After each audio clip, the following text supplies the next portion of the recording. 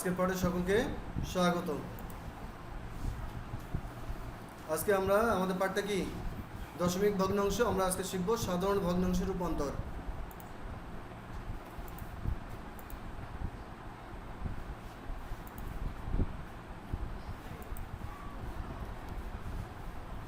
আজকে আমরা এই পাঠ শেষে কি করতে পারবো? দশমিক ভগ্নাংশকে সাধারণ ভগ্নাংশে রূপান্তর করতে পারবো এবং দশমিক ভগ্নাংশে ব্যবহৃত বিভিন্ন অঙ্কের স্থানীয় মান নির্ণয় করতে পারবো।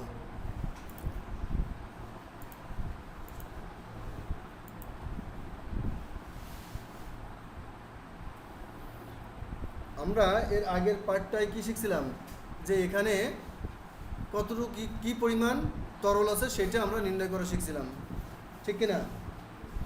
এখানে পুরোটা ছিল কতটুকু? 1 লিটার। এখানে ছিল 0.3, তাই তো? তারপরে হচ্ছে 0.35, আর এপাশে হচ্ছে দশমিক কত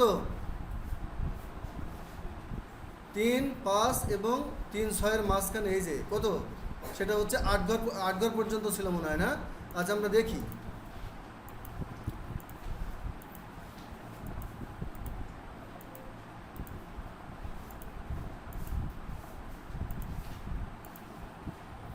এই যে প্রথমে ছিল হচ্ছে 1 লিটার, তাই তো? 1 লিটার।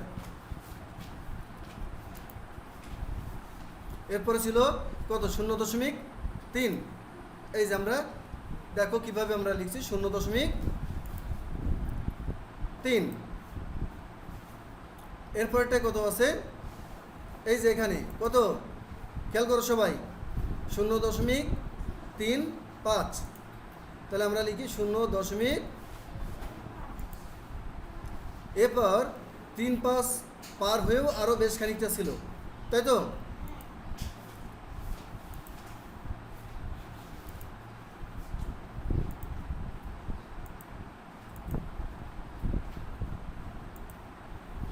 কত?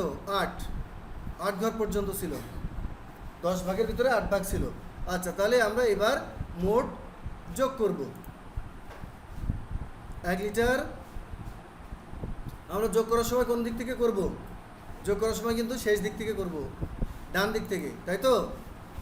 আমরা এখানে কিন্তু যোগ করছি বাম দিক থেকে, কিন্তু হবে কিন্তু আসলে ডান দিক থেকে। আমরা দশমাংশ, শতাংশ এবং সহস্রাংশের ধারণা ব্যবহার করতে পারি। 1.358, এটা হচ্ছে 10 ভাগের কত? 10 ভাগের ভিতরে কত ভাগ আছে? 10 ভাগের ভিতরে ছিল 3 ভাগ, আর এখানে ছিল 100 ভাগের ভিতরে কয় ভাগ? 5 ভাগ, আর এখানে ছিল 1000 ভাগের ভিতরে কয় ভাগ? 8 ভাগ।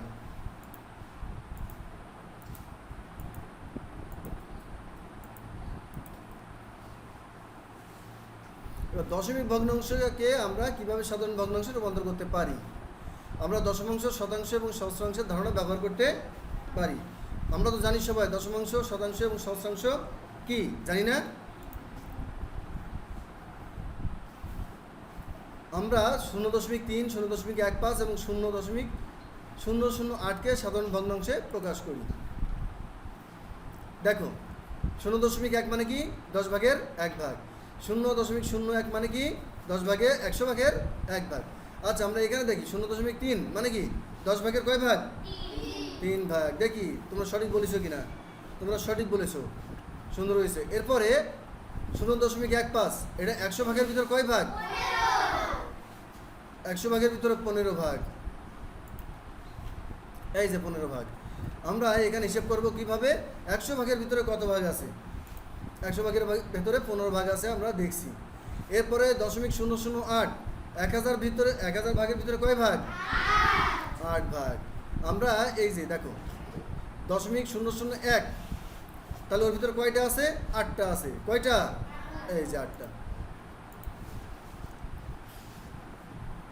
হরে 10, 100 বা 1000 ইত্যাদি বসানোর মাধ্যমে আমরা দশমিক ভগ্নাংশে সাধারণ ভগ্নাংশে প্রকাশ করি। আমরা তো এই তিনটাই ব্যবহার করি, তাই তো? হর হিসেবে। এরপর যদি সম্ভব হয় তাহলে ভগ্নাংশগুলোকে তার লঘিষ্ঠ আকারে প্রকাশ করতে হবে। দেখো, এই যে 0.15, এটা কাটাকাটি করেছে, তাই না? লঘিষ্ঠ আকারে প্রকাশ করা হয়েছে। কিভাবে করেছে আমরা সেটা একটু দেখি। 0. কত? 1/5 15 বলা যাবে না, সমান কত? 100 ভাগের ভিতরে কয় ভাগ? 15 ভাগ। ঠিক আছে না এই পর্যন্ত? এরপরে দেখি আমরা 15কে কাটবো, বা 15 ভিতরে আমরা সাধারণ গুণনীয়ক কত পাবো? 3 এবং 5, 3 এবং 5। তো 3 দিয়ে তো 100কে কাটা যাবে না, তাহলে আমরা কত দিয়ে কাটবো? 5 দিয়ে। সেই 5 দিয়ে 100-র ভিতর কয়বার যেতে পারবো? 20 বার।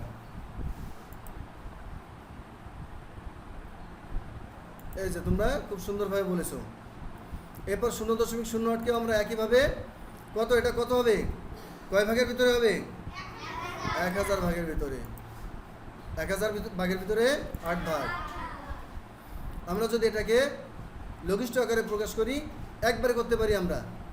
8 একে 8 একবার দিতে পারি। আর 8 1000-এর ভিতরে কয়বার যায়? 125 বার। এক্সিলেন্ট।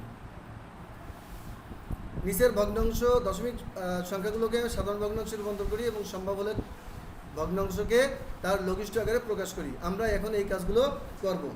করে ফেলো তোমরা।